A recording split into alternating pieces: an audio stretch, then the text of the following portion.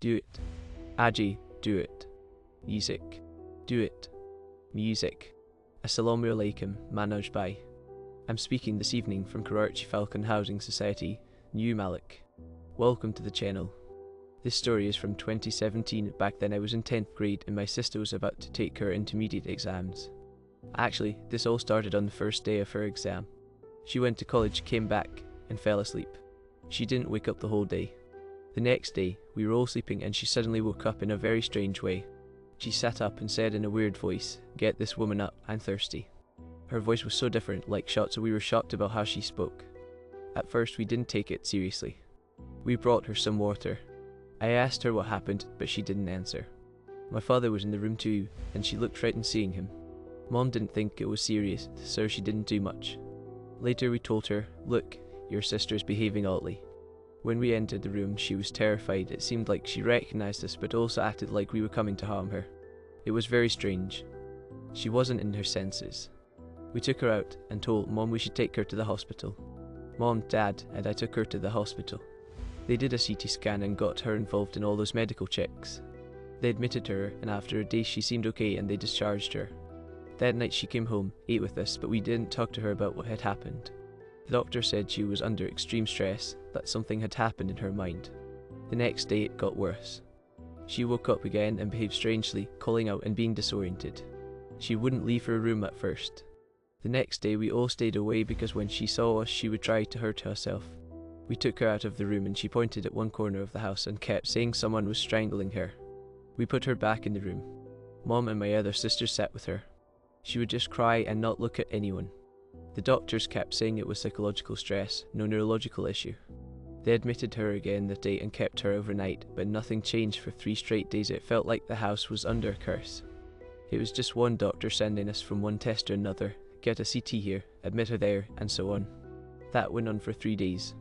One night the prayer call adhan was ringing from the mosque next door. I peeked into her room during adhan and saw she was pressing her head hard against the wall and making loud noises, louder than a normal person would make, like her head would have split. But it didn't. I told Mom and she went and stopped her. At that moment I thought even the most disturbed person wouldn't react so strongly to the adhan. It seemed like something else was affecting her. I told my parents that I didn't think this was just mental illness and nobody, however crazy, would be affected like this by the adhan. Mom disagreed at first, but then things started changing. We live on a street full of relatives. One family that lived nearby came over. They hadn't seen my sister for a few days and were worried. When I told them what was happening, they said it sounded like something spiritual and offered to bring someone they knew who could help. That man came the same day. He saw her and said there was indeed an effect, but he couldn't remove it right away. He would come back the next day. That night things got terrifying. My sister started twisting her hands and feet, breaking her nails and fingers, and jumping around.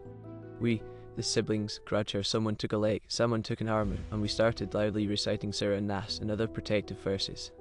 The smallest of my sisters, she was about 4 or 5 months old then, was on Mom's lap. All of a sudden she jerked and lifted 2 or 3 feet up, like she was thrown up from the lap. I shouted to Mom to take the baby out of the room. We pulled the baby out. At one point my younger sister grabbed my possessed sister's hand, but my sister wrenched it free. I grabbed both her hands and we kept reciting Surah Nas loudly. While holding her, I got slapped so hard that everything went black for a couple of minutes. After a few minutes my vision came back. That slap convinced me beyond doubt that something else was going on. That evening a man in the same helpway grabbed one of my sister's small fingers with the fingers of his left hand and kept asking her, "Will you let go or not?" My sister's voice changed completely. It sounded like 4 or 5 people speaking at once. He kept touching something in his pocket to her nose and kept applying it. Her little finger was stuck in his grip and wouldn't come free, while the rest of her body was thrashing. This went on for about 10 minutes. Eventually, he did something to release it and my sister fainted. He asked for a glass of water, sat in the corner with a cloth over his head, and continued some recitations for about 15 minutes. After a while he was drenched in sweat and the carpet by him was soaked. He then put some of that water into my sister's mouth and told her to drink. She drank and then slowly she got better. After she regained consciousness, the man told us what had happened. He recognized things and explained that a few days earlier she'd been near a tree when someone spat there. The man said that caused the effect. He said my sister should not grow her nails and should never go on the roof after Maghrib sunset prayer for the rest of her life. My sister followed these instructions and alhamdulillah she recovered completely. Now she's married and has 1 child. That's the story.